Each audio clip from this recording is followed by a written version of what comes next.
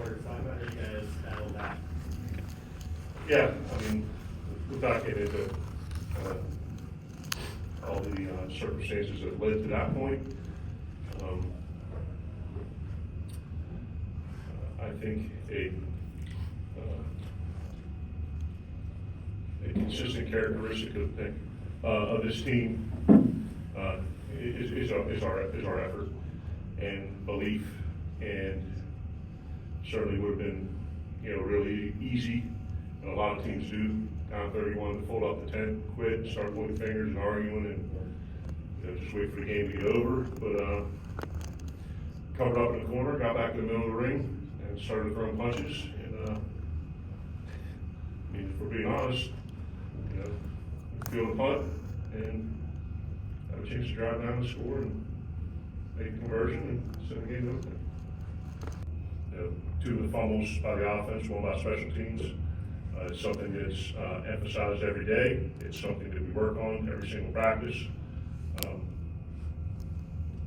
obviously not enough. Talk about the high volume of passing and the emergence of Adrian Norton. What was the first part, sir? The high emergence of the passing. I mean, you guys got 22 completions, 41 attempts, 350 yards, and 4 touchdowns. So that's been a crucial part. Just talk about adding so much more into it. Yeah, Ben was a little bit kind of out of sorts and out of rhythm, I thought, in the first half. His feet were overactive. He wasn't seeing the field well and reading coverages and getting the ball out on time. And quite frankly, we weren't protecting it very well and giving him a reason to stay in the pocket. But we came in at halftime, made a bunch of adjustments, and he's a guy that once he gets into a rhythm, he gains a lot of confidence. And we have a very talented receiving corps, and we knew when we recruited Adrian 2 years ago that he had the ability to become one of the top receivers in the back. And it was nice to see him develop and play some pretty good football. Another thing, you guys had a lot of crucial downs, and you guys would bring in Taj Bullock for that, and on the 2-point conversions as well. So just talk about the use of him, being able to rotate him. Yeah, Taj is, between the two QB package where he and Ben are both on the field at the same time, and then the situational football where Taj is our short yards quarterback, unless both of them are on the field. He's our goal line quarterback, and we use him in the red zone as well. But he's a dynamic playmaker with the ball in his hands. He's somebody that forces the defense to defend the entire width and length of the field. And quite frankly, when he's had his opportunities in those situations, he's found a way to make play. That's a nice long touchdown. Talk about the D-line today, a lot of stops. I mean, you guys had Buffalo on the goal line multiple times, and you forced them in like 3 plays, quite a few, and you guys gave them that extra level and made it nervous for them. Yeah, I mean, number one, you got to credit Coach Limbo and his staff for coming out. And, quite frankly, coaching better than we did, and the players executed better than we did. And, Coach Patno, the offensive coordinator, he was the receivers coach at Fordham when I was there, and he's got a long history of calling plays at the Power 5 level, and it really makes it difficult for a defense to defend. And then Bowen, the kid who came over from Miami, I thought he did a real nice job in the first half. But yeah, to answer your question, Coach Patno makes it very challenging because of their ability to use Bono in the run game, so that adds a number. But when you get down there close to the goal line, you get everything compressed, and they were in a bunch of kind of multiple tight end formations. We essentially play everyone at the line of scrimmage, and dare them to throw if they want. And that goal line stand was a good sign of character for our defense. Jordan Simmons, 68 yards.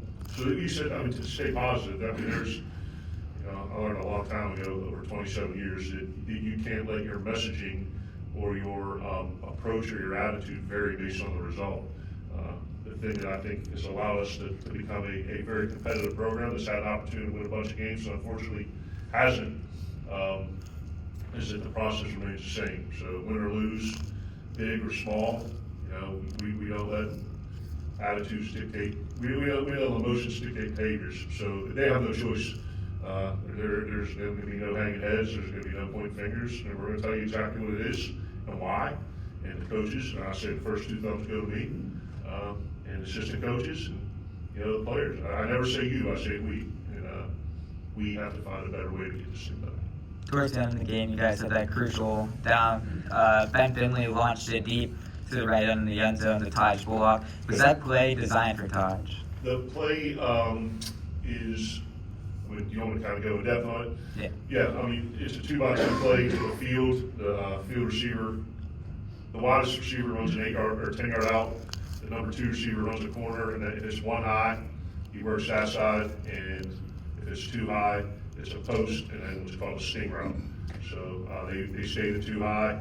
The safety latched onto the post. We got him on top of the corner. And so you say it's designed to go to him if it's too high, and the boundary safety plays the post. So the ball got to where it was supposed to get to based on the structure of the play and then the coverage. Then today you had 350 plus yards and 4 touchdowns. Not the outcome you wanted today, but you still had a really good game for yourself. The first half you didn't have your rhythm, but by the end of the game you really picked it up. Just talk about that. You had that one touchdown that got called back by the flag, and then you just did it again. Just talk about that mentality. You know, as a quarterback, you have the ability to change the game every time you step on the field.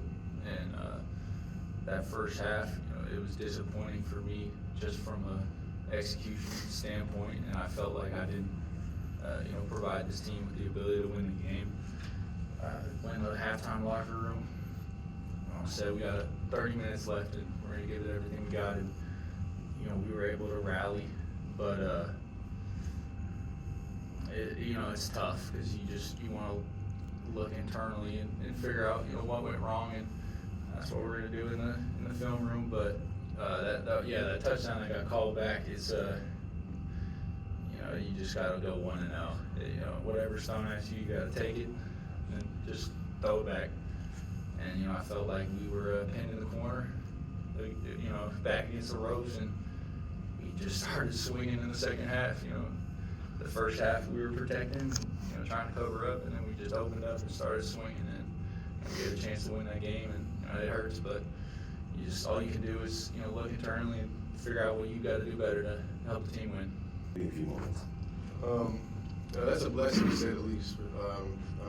Just to be in this position where I'm at, I can't give credit to anybody else but my Lord and Savior, because I wasn't supposed to be here, and I'm here now, and I've made great friends, lifelong friends, and then family along the way.